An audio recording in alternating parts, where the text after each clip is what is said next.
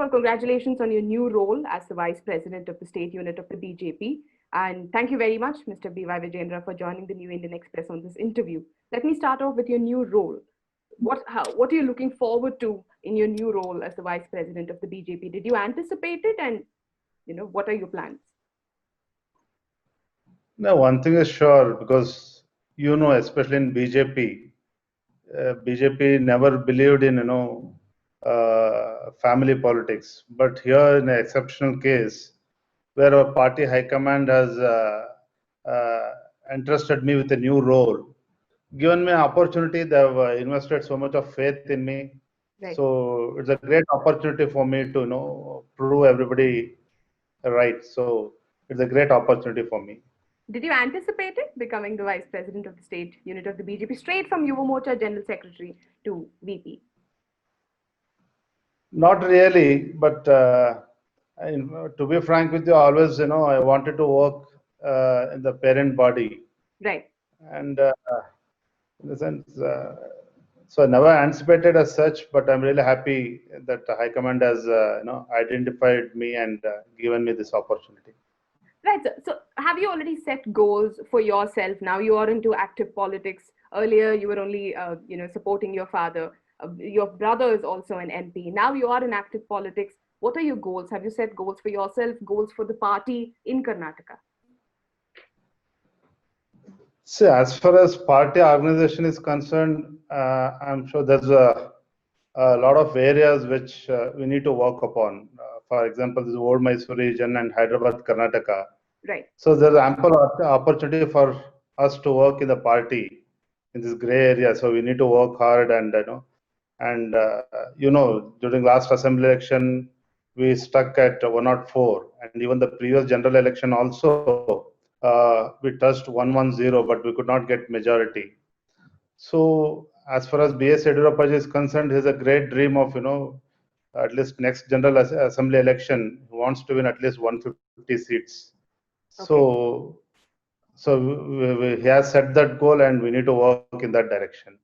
Right, sir. You spoke about the last assembly election. That brings me to your possible candidature as well. You were hoping to contest from Varuna. There were talks that, Mr. B.S. Yediyurappa's son will make his political electoral debut in Varuna. What changed?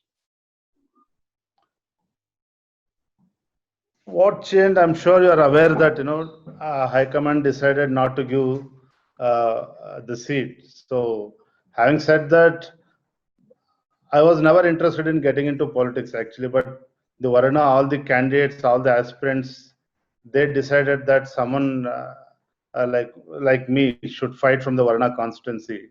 It's then I decided, because Siddaramaiah, it was then Chief Minister's home turf. So I wanted to take up this challenge, and I was willing to contest. But as you know, because brother was already in politics, he was an MP, and father was an MLA. Probably that made High Command to change its decision. But nevertheless, I mean, I'm not worried about that, and I'm happy that today I'm back as into mainstream politics as Vice President, and I'm looking forward to work for the BJP. So is this one step closer to your next possible candidature election? No, I really don't look in that angle, madam. But see,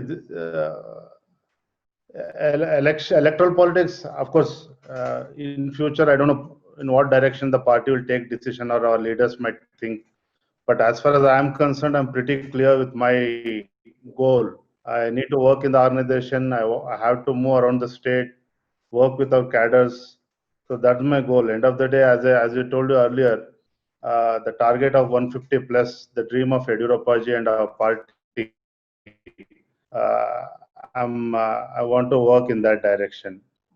Much is spoken about your role in the KR Pete elections. Now, the Chief Minister had entrusted you with that responsibility of winning that one constituency in the bypoll. So, did you exceed your expectations? What was it like, the KR Pete election journey?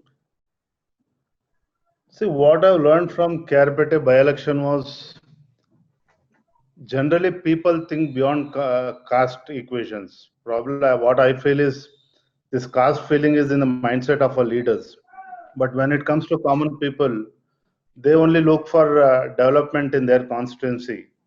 And fortunately, uh, that made us our victory is in Kerpete simply because when Yediyurappa was chief minister in the year 2009, there are a lot of development work that took place in Kerpete constituency. And during this tenure, since he himself was the chief minister again, so this made our victory easy, and more importantly, our teamwork. Even though there was no much cadre in our Kerpete constituency, uh, the presence of Narayan Gowda, the presence of since Yediyurappa hailed from this Kerpete Assembly constituency, and as well as our teamwork made the work easy for us.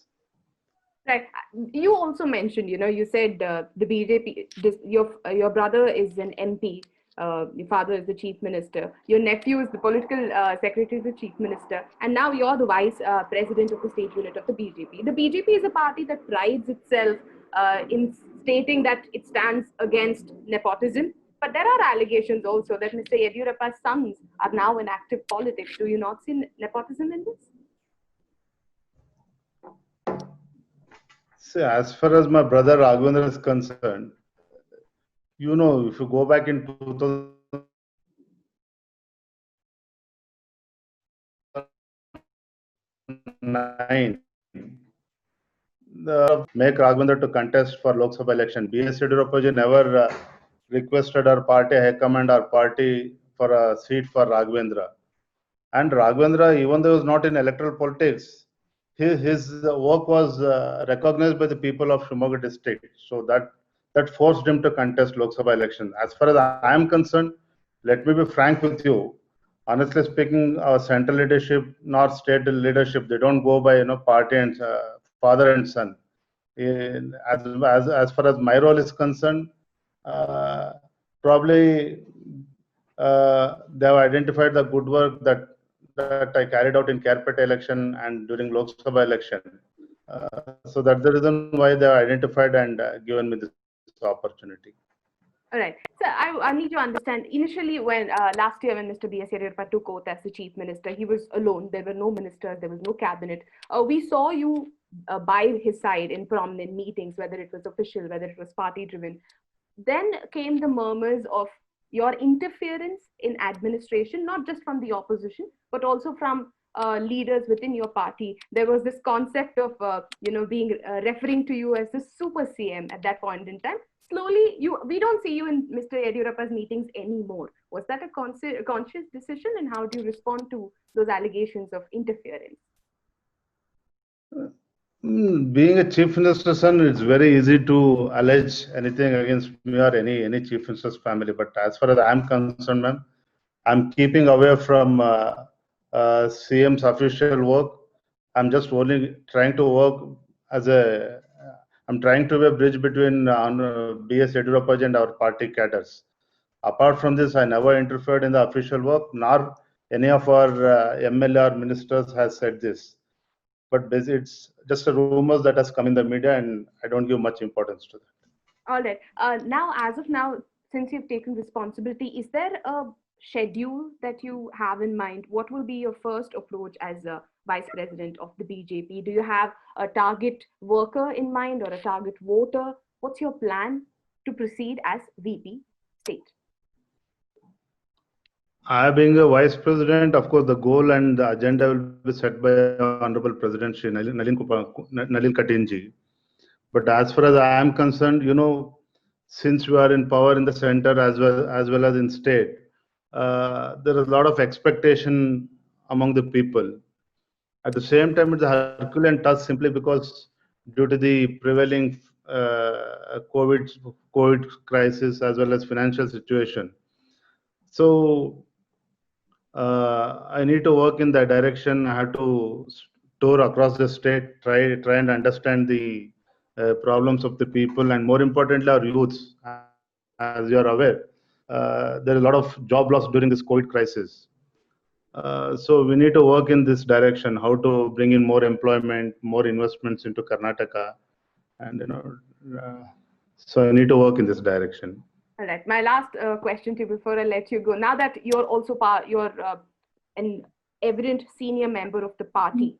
Mr. B.S. Yediyurappa is heading the government on the other side, and Mr. Katil is heading the party on the other.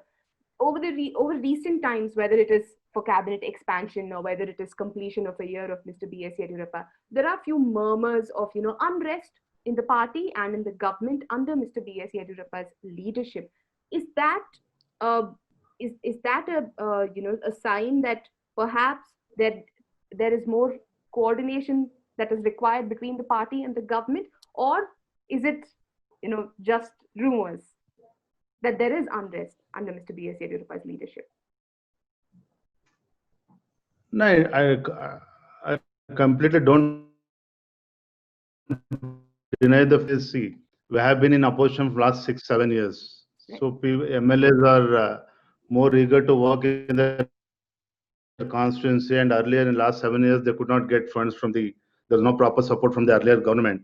Right. So generally, there are a lot of expectation in terms of development in their constituency. And with the prevailing financial situation, even CM has his CM's hands are he has his own limitation. Right. He has to, as a finance minister, has to maintain the financial discipline of the state also. Right. Having said that, there's no unrest as such, but definitely things are improving. During before this COVID situation, Honorable CM met all the MLAs region-wise, trying to understand their problem in their constituency. And definitely things are improving. There is nothing much to worry on this issue. So you've spoken about how you want to be a bridge between MLAs and the chief minister. Now that you're vice president, do you think you can also be a bridge between the party and the government, now that it's your official role? I'll be more interested to become a bridge between the party and Honorable Chief Minister. So I'd be more happy to do that. Thank you. Thank you so much for your time and for the interview.